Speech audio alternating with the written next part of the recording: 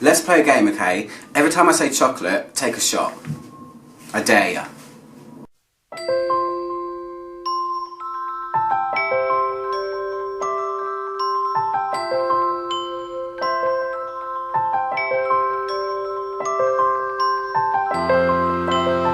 Hi guys, it's Adultress. How's everyone doing? Good, good, good, I hope.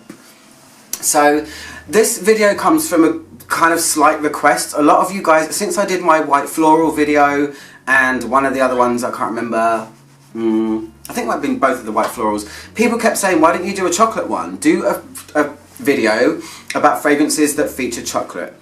So, I've pushed through my own feelings because I don't really wear chocolate fragrances, but I have tried a lot and it's quite a fun note, so I thought I'd do a list of 10 fragrances that feature chocolate, whether that be cocoa, whether it be white chocolate, whether it be dark chocolate, anything like that. It's quite a fun thing, so yeah, let's talk about them. So this list is all over the place. It's not dominated by a niche designer or celebrity. It's kind of everything, which is kind of how I like to be. Middle ground.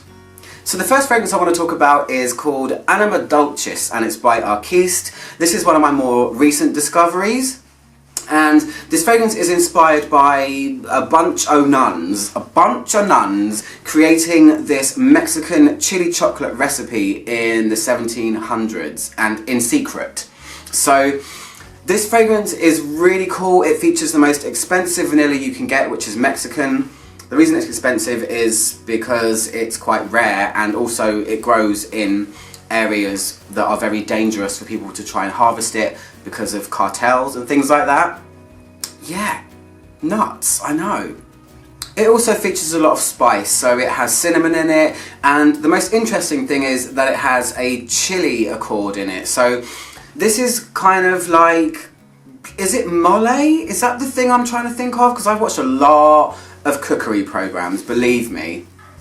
I'm not sure, but I know that there's this chili chocolate fascination that happens, and this fragrance is kind of inspired by that, I think, and this kind of moment in history. It's a really rich fragrance, it's very spicy, it's kind of gorgeous, and chocolate and vanilla go hand in hand. Sometimes they even kind of smell like each other. Or vanilla smells like chocolate sometimes, and I don't know why, but yeah. That's the first one. The second one I want to talk about is Black Orchid by Tom Ford. This list wouldn't be complete without it.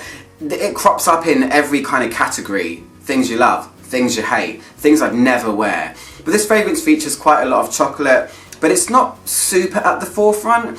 It's kind of in the core, and it gives the fragrance quite a lot of depth. But if you've ever worn Black Orchid before, you will know that it is quite an unforgiving fragrance, and it's paired together with vetiver and kind of harsh woody notes. It's a very dense, intoxicating and polarizing fragrance completely. It couldn't be missed out from this list. Black Orchid, go and try it out.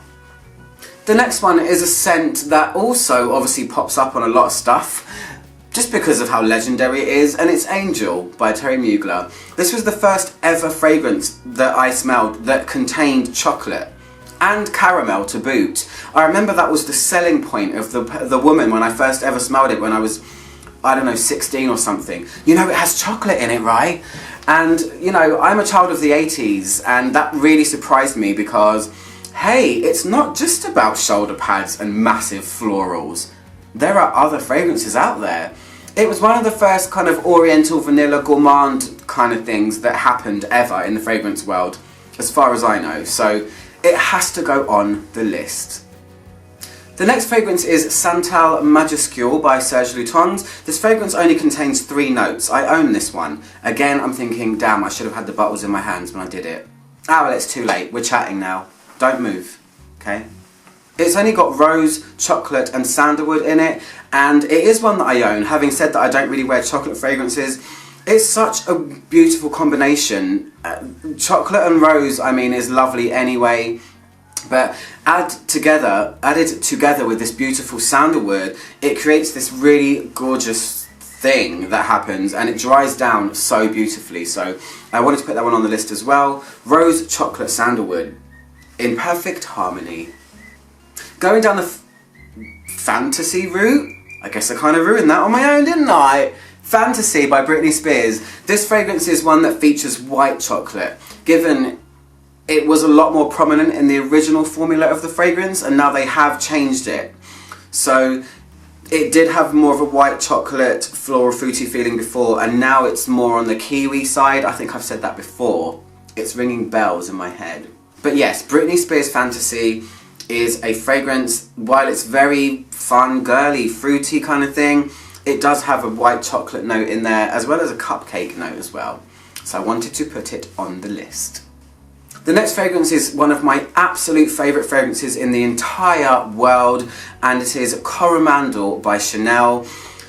If you haven't smelled this, just really go and smell it. It's another fragrance that features white chocolate, but in this case it's paired together with patchouli and some incense and just a touch of Chanel magic. I've said that before too. And there's just something really special about it. I don't know why. It's one of the classiest gourmands I've ever smelled and tried. I tend to not try gourmands that much anymore, but this one really grabbed me by the toes when I smelled it. So it's absolutely wonderful. I don't know what it is. There's something in it that's just heavenly, and it's one of my most complimented fragrances ever as well. The next one is a fragrance by Pierre Gyan, Parfumerie Générale, and it's called Musk Maori. And this one is very weird when you smell it actually, because this one really feels like chocolate, bam, in your face. This is the chocolate fragrance, and it's unforgiving, and yeah, we are smelling like cocoa, we are smelling like chocolate, but it's kind of paired together with some weird notes. It's kind of like a chocolate orange. And I solely believe that some fruits should be covered in chocolate and some shouldn't. Because, you know, chocolate strawberry is, I love that. But, you know, chocolate lemon is just bizarre. I know I'm going off on a tangent here, but chocolate orange works for me. It's a famous chocolate in England. There's a company called Terry's that make chocolate orange, and they are shaped like an orange. It's amazing. I understand that that concept is truly heinous to a lot of people in other parts of the world, but us Brits love chocolate orange. We also love chocolate mint, and we also love chocolate strawberries, for sure. And chocolate cherries, oh gosh, oh my god. Side note, an extra one, there's a really cheap fragrance by Brocard called Delicious Cherry Lady, which basically smells like chocolate covered cherries. Didn't put it on the list, but I'm adding it in as a little extra. There you go, Ouch from my no bonus.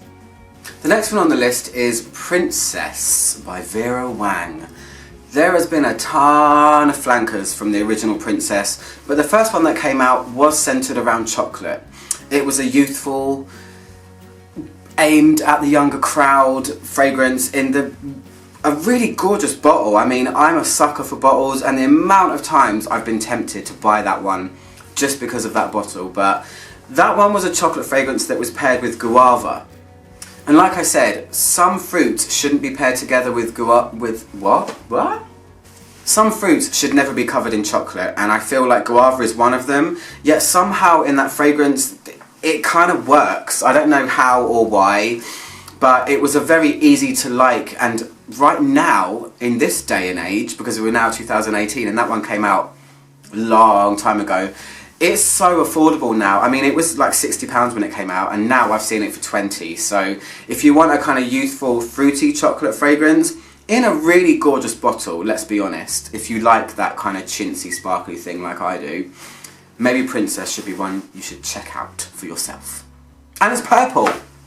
And the last two I'm putting as 9 and 10, they kind of go hand in hand. One I've never smelled, one I have, but I hear quite a lot about the one I haven't smelled. And it's Chocolate Greedy by Montal. This fragrance was really cool. I thought, I mean, again, not something I'd ever wear, but this one was more of a cereal type chocolate fragrance. It smelled to me a little bit kind of oaty like, so it was chocolate paired together with a like wheaty oat barley kind of thing, so it smelled to me like cereal, breakfast cereal I used to eat as a child. Cocoa Pops, sometimes known as Cocoa Puffs I think in other parts of the world, but we call them Cocoa Pops here, and I really got that kind of feeling from it. It was really interesting. It had a lot of vanilla in it, but the main thing that made it interesting was this weird breakfast cereal chocolate thing. So weird. but kind of cool. And the last one is Choco Musk by Al Rehab. The reason I'm mentioning this one, I have never smelled it before, but this one gets compared so much to the Montal fragrance Chocolate Greedy, and the reason I want to mention it is because Al Rehab's version is about £3 to buy, I think, in certain versions. The oil roll-on versions are literally about £3 or £4, maybe 5 at max, I don't know. But a lot of people say that that one is a dupe for the Montal one.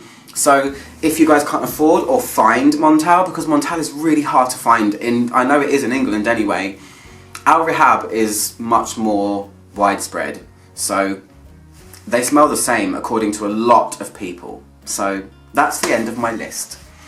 I'm out someone now, click my logo to subscribe, and I hope you loved this Choco Lover's Paradise. Have a lovely day everyone, and I'll speak to you soon. Very, very soon. Oh yeah, click my logo down there to subscribe. Okay, bye.